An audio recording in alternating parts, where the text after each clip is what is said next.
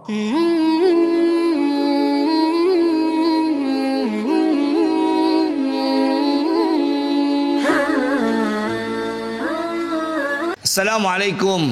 warahmatullahi wabarakatuh.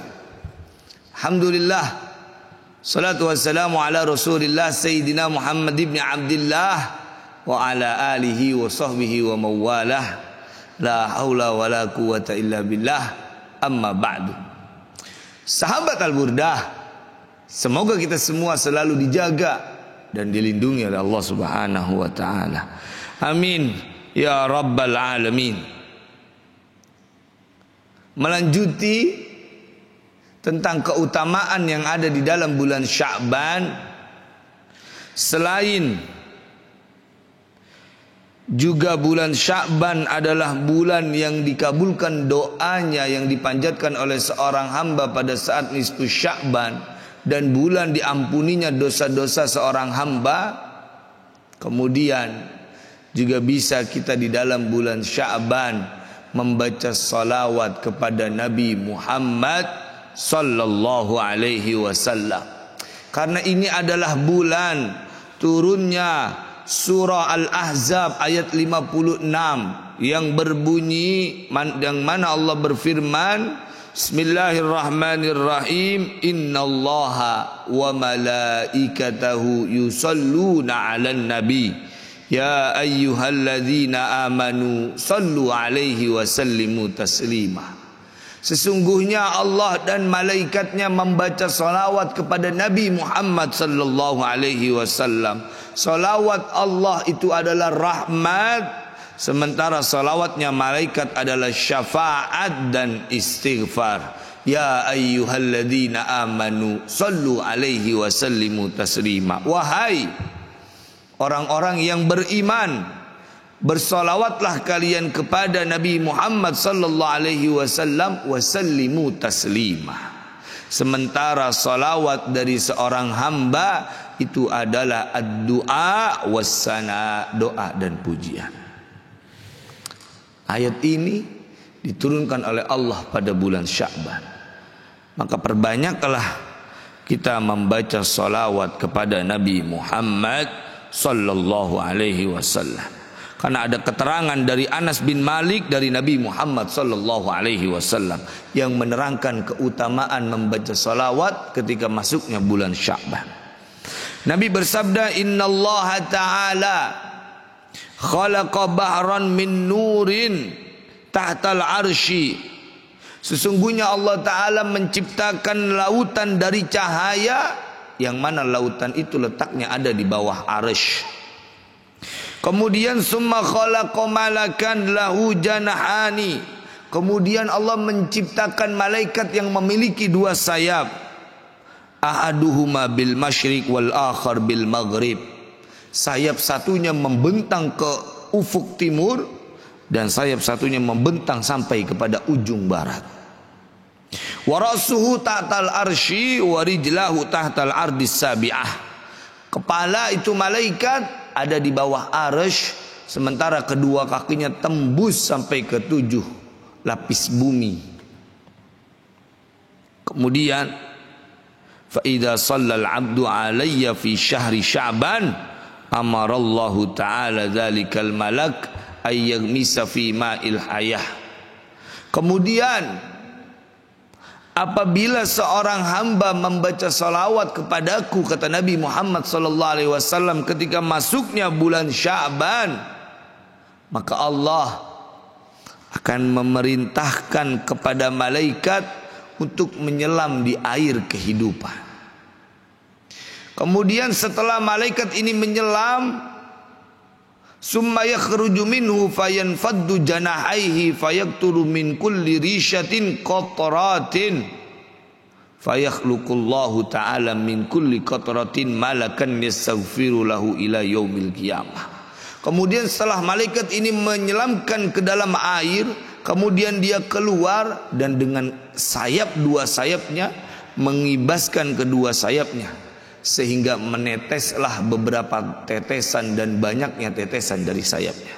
Dan dari masing-masing tetesan Allah menciptakan satu malaikat yastaghfiru lahu ila yaumil qiyamah. Dan malaikat itu akan memohonkan ampun kepada seorang hamba terus sampai hari kiamat.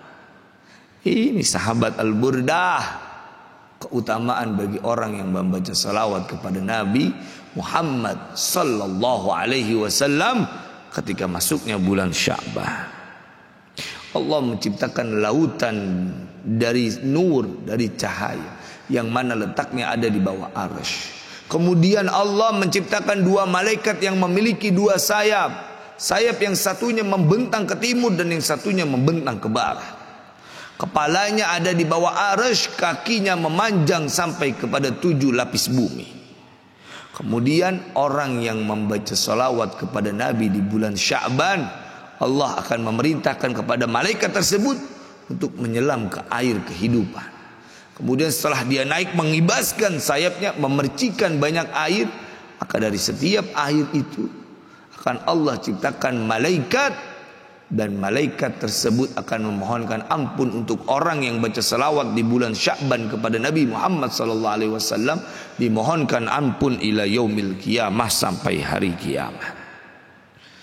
Itulah keutamaannya. Mari semangat kita baca salawat teruntuk Nabi Muhammad sallallahu alaihi wasallam. Allahumma salli ala Sayyidina Muhammad, Allahumma salli ala Sayyidina Muhammad, Allahumma salli ala Sayyidina Muhammad. Selain salawat, apalagi yang kita bisa kerjakan di dalam bulan Sya'ban, yakni berpuasa. Berpuasa di bulan Sya'ban. Ya. Kenapa? Karena ada keterangan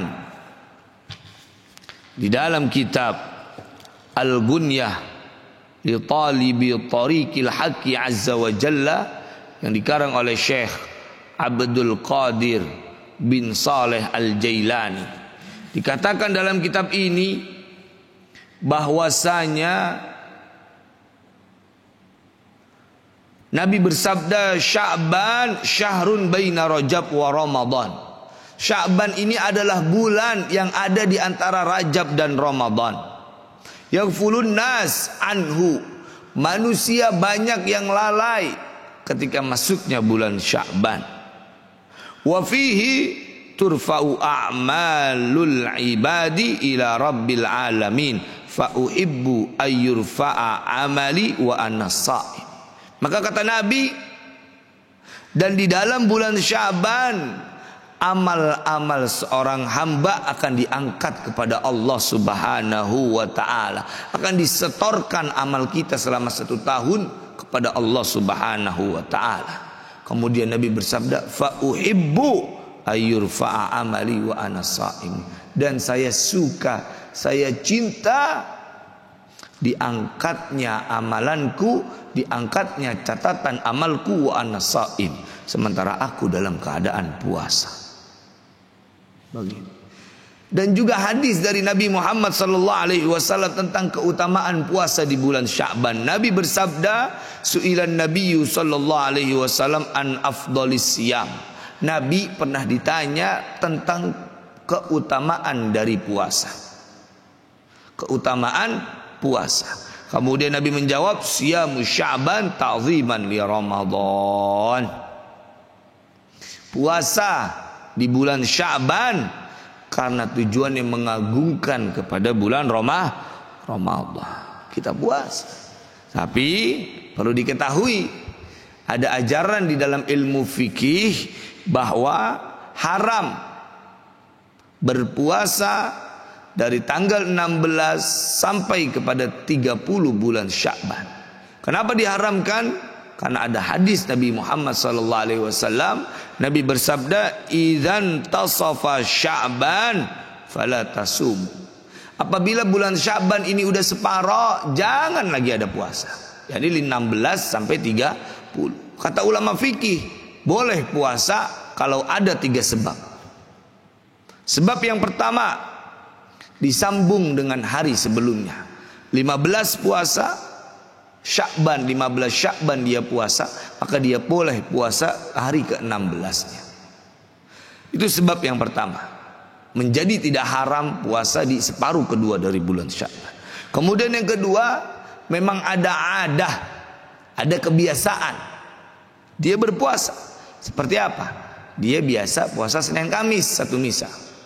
Maka di sana boleh ketika separuh kedua dari bulan Sya'ban, dari 16 sampai 30 dia berpuasa, itu boleh. Dan yang ketiga, nazar, puasa nazar atau puasa qadha.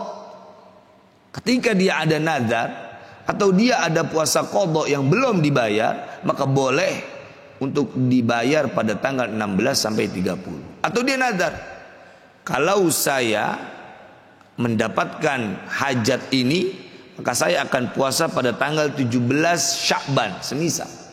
Maka tidak menjadi haram pada saat itu puasa pada tanggal 16 sampai kepada 30 bulan Sya'ban. Itu keutamaan dari puasa yang dilakukan oleh seorang hamba pada masuknya bulan Sya'ban, dan bagaimana juga kita menghidupkan daripada bulan-bulan Sya'ban, hari-hari pada bulan Sya'ban. Kemudian juga ada sabda dari Nabi Muhammad sallallahu alaihi wasallam. Nabi bersabda, "Man azzama Sya'ban wattaqallaha wa amila bi ta'atihi wa amsaka nafsahu 'anil ma'siyah ghafarallahu ta'ala dzunubahu wa amanahu min kulli ma yakunu fi tilka sanati minal balaya wal amradi kulliha." Orang yang mengagungkan bulan Sya'ban dan dia bertakwa kepada Allah di bulan Sya'ban, dan dia melakukan amalan-amalan taat kepada Allah Subhanahu wa taala di bulan Sya'ban, wa amsaka nafsahu anil ma'siyah, dan dia menahan dirinya untuk tidak bermaksiat kepada Allah, ghafarallahu taala dzunubahu, maka Allah akan ampuni seluruh dosa-dosanya. Wa amanahu min kulli ma yakunu fi tilkas sanah, dan Allah akan jaga dia dalam satu tahun, dijaga dari segala macam bala dan dari segala macam penyakit. Ini bagi orang yang mengagungkan bulan Sya'ban. Dia bertakwa kepada Allah di bulan Sya'ban, dan dia taat kepada Allah di bulan Sya'ban. Kemudian dia menahan dirinya untuk tidak bermaksiat kepada Allah di bulan Sya'ban. Kemudian tentang keutamaan lain dari bulan Sya'ban, bahwasanya Nabi Muhammad sallallahu alaihi wasallam bersabda. Nabi bersabda, "Fadlu Sya'ban ala sairi syuhur kafadli ala sairil anbiya." Kata Nabi, keutamaan bulan Sya'ban atas seluruh bulan-bulan ini seperti keutamaanku atas seluruh para nabi. Itu keutamaan bulan Sya'ban daripada bulan-bulan yang lainnya. Dan ini keutamaan yang sama seperti keutamaan Nabi Muhammad SAW dari nabi-nabi yang lainnya. Kemudian wa fadlu Ramadan ala sairi syuhur kafadlillahi ta'ala ala ibadih. Dan keutamaan bulan Ramadan atas bulan-bulan yang lain seperti keutamaan Allah atas hambanya. Maka lebih besar keutamaan yang akan kita jumpai. Insya Allah kita memohon kepada Allah, semoga Allah sampaikan kita kepada bulan Ramadan. Amin ya rabbal alamin. Karena keutamaan bulan Ramadan, keutamaannya adalah perbandingannya keutamaan Allah dengan hambanya. Kemudian di sini Nabi bersabda sebagai penutup dari kajian kita pada saat ini. Nabi bersabda, "Lima summiya Sya'ban."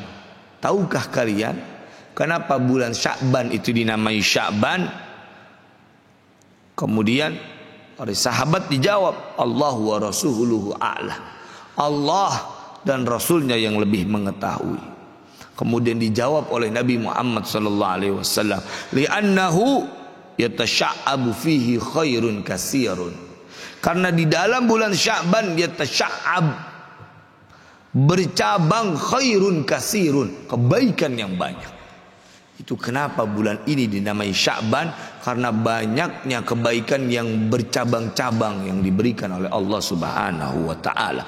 Semoga kita bisa meraih itu semua, kita bisa mengerjakan itu semua, dimudahkan oleh Allah Subhanahu wa taala. Dan kajian ini penuh manfaat dan barokah. Ihdinas siratal mustaqim. Wassalamualaikum warahmatullahi wabarakatuh.